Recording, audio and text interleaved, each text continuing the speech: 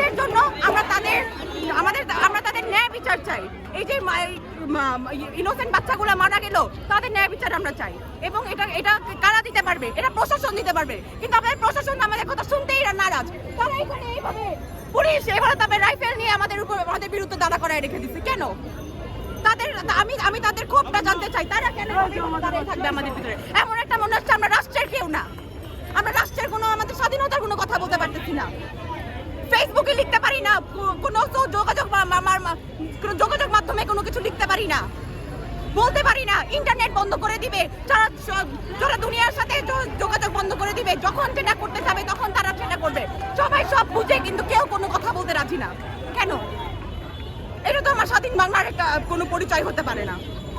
এই যেগুলো যারা মারা গিয়েছে, তাদেরকে মারা হয়েছে, তাদেরকে গুলি করা হয়েছে, তাদের বিচার চাই। এবং এখন আমাদের যত দাবি তোমরা মেনে নাও, যত কিছুই তোমরা করো, আগে এগুলোর বিচার হবে। কারা মেরেছে, কেন মেরেছে, এগুলো উত্তর পাবো, এরপরে রাস্তা থেকে আমরা সরবো। আমাদেরকে রক্ষা করছে, কিসের থেকে রক্ষা করছে? আমরা তোদের কাছ থেকে রক্ষা চাই। আমরা এই অ্যাডমিনিস্ট্রেশন থেকে রক্ষা চাই। আমাদের কর্মসূচি আজীবন এটাই থাকবে। আমরা আমাদের ডেমোক্রেসি ফেরত চাই, আমরা আমাদের স্বাধীনতা ফেরত চাই। আমরা যেন স্বাধীন বাংলায় দাঁড়ায় ভোট দিয়ে নিজেদের গভর্নমেন্ট ইলেক্ট করতে পারি, এই স্বাধীনতা আমরা ফেরত চাই। এবং এই সংগ্রাম সারা জীবন থাকবে যতদিন পর্যন্ত একটা সুষ্ঠু নির্বাচন না হবে।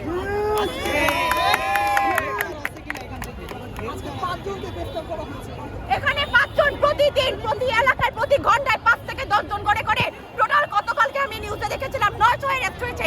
এটা কোন দেশের এটা কোন দেশের আপনার সিস্টেম আমাকে বলেন? দেশের মানুষের বিরুদ্ধে লাগতেছে, কোন বৈদেশিক মানুষ না। রাস্তাঘাটে থাকতে মনে হয় আমরা কোন বৈদেশিক আক্রমণের জন্য ওয়েট করতেছি। রাস্তায় ট্যাঙ্ক, রাস্তায় বুলেট।